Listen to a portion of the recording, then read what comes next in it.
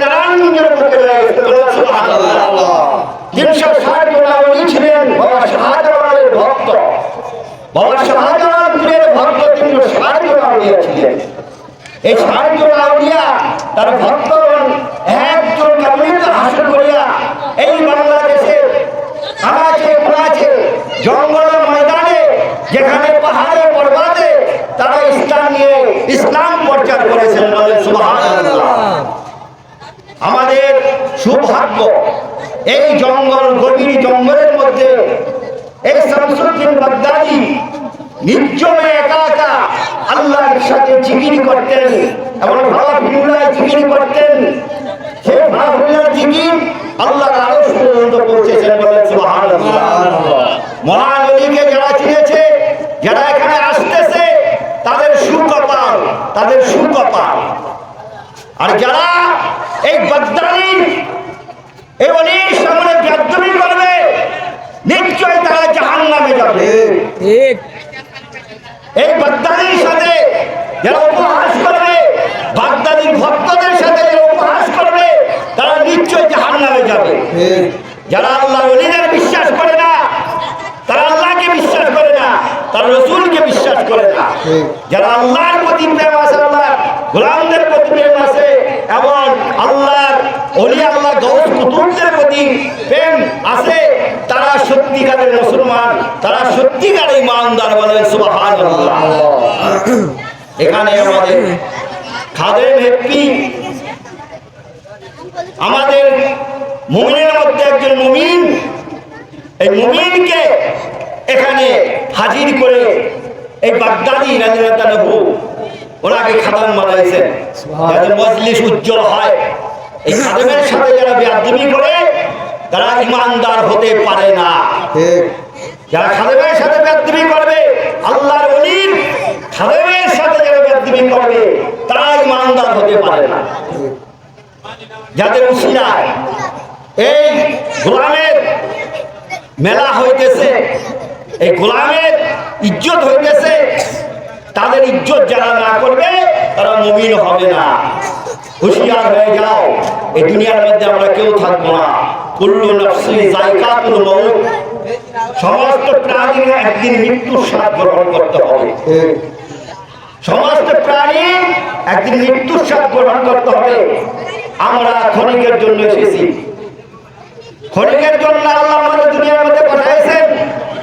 ক্ষণিকের জিন্দেগির মধ্যে যদি আমরা আল্লাহ ও রাসূলের প্রেমিক না হতে পারি তাহলে আমাদের দুর্কপাল, দুর্নসিব। ঠিক। এই ক্ষণিকের দুনিয়ার মধ্যে যদি আমরা ইমানদার না হতে পারি, আমরা আখিরাতে অনন্তকালের জন্য চলে যাব। সেখানে আমাদের কোন থাকবে না, রাসূল আমাদের চিনবে না, আল্লাহর ওলিরা আমাদের চিনবে না। যারা আল্লাহর ওলিদের সাথে মহব্বত রাখে এবং আল্লাহর ওলিদের মেলা জমায়া রাখে তারাই সত্যিকারের মুমিন। বলো সুবহানাল্লাহ। আমরা যেখানে কাগজ চিনি, আখিরাতের কাগজ চিনি না। হ্যাঁ, আখিরাতের কাগজ চিনি আর দুনিয়ার কাগজ চিনি। তুমি কাগজ কামাই করো, টাকা পয়সা কামাই করো, মহব্বতের উপর টাকা, এক উদ্দেশ্য তুমি টাকা পয়সা কামাইতে পারো, সেই টাকা পয়সা তোমার জায়েজ হবে। আল্লাহ এবং রাসূলের উদ্দেশ্যে ব্যয় করার জন্য তুমি কোটি কোটি টাকা কামাও, সেই টাকা জায়েজ আছে। আর যদি তুমি অন্য উদ্দেশ্য টাকা পয়সা কামাও, দুনিয়ার ব্যস্ত বানার জন্য টাকা পয়সা কামাও, সেগুলো না জায়েজ হবে। সেই টাকার কোনো পুরস্কার পাবে না। যারা আল্লাহর পথে ওলির মহব্বতে যারা এখানে শামিল হয়েছেন, ব্যয় করতেছেন, তারা সৌভাগ্যবান। বলে সুবহানাল্লাহ। তারা কি সৌভাগ্যবান? আমরা তো মানুষ, আখিরাত জমানার মানুষ। আল্লাহ রাসূল বলছে, আখিরাত জমানার কথা বলছেন, আমার উম্মতের মধ্যে এমন একটা জমানা আসবে আমার পবিত্র মুখে সেটা আমি বলতে পারি না।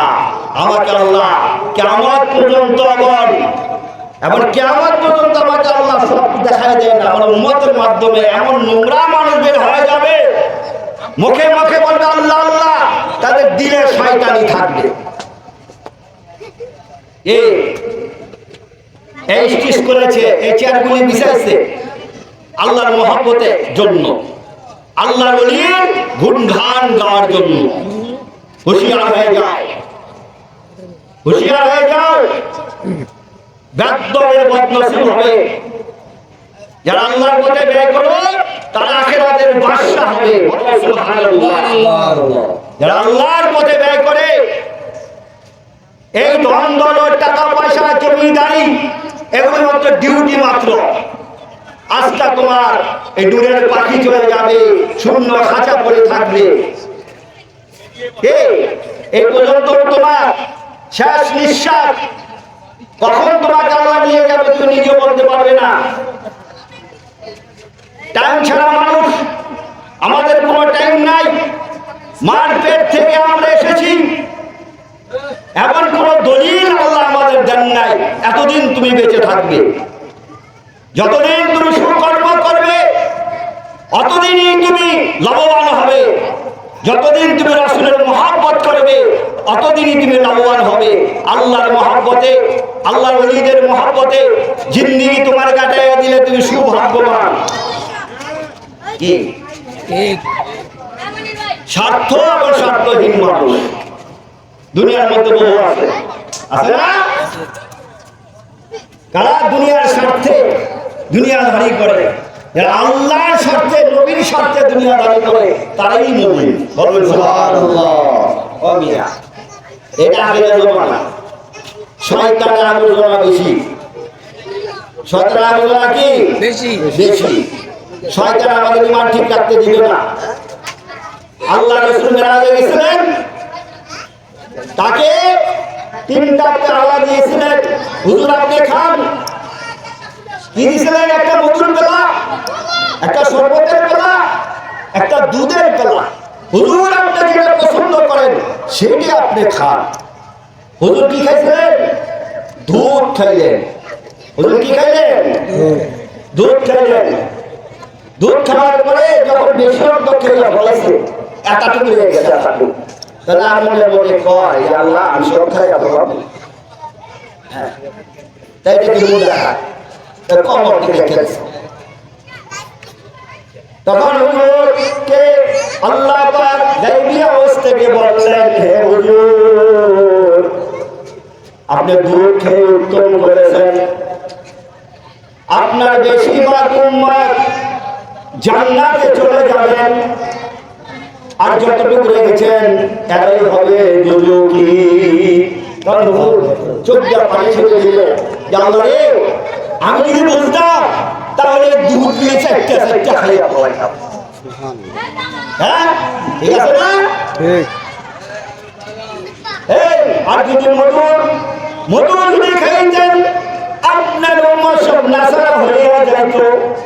আর যদি শরবত খাইতেন তাহলে আপনার উম্মত সব শরাবী হইয়া যাইত। তখন কি করবেন?